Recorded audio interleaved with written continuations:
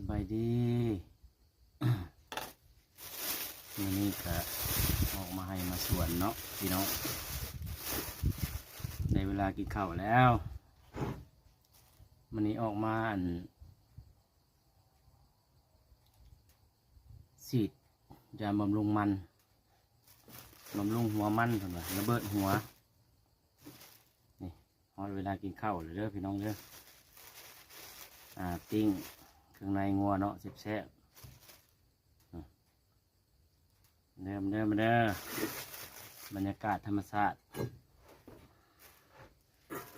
อันนี้เคียงเนาะเห็ดเคียงอะไรเด้อนี่เด้อจำเป็นมีน้ำซอยเราต้องเอาคนถ้วยนี่แหละเนาะเห็ดเคียงเด้อเครื่องในงัวเด้อนี่เด้อ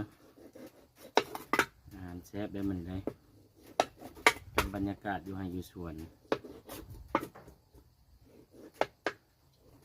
เวลากินข้าวแล้ว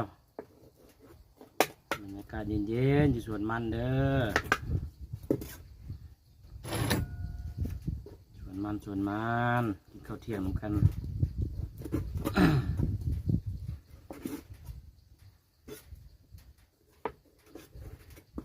เสาร์อาทิตย์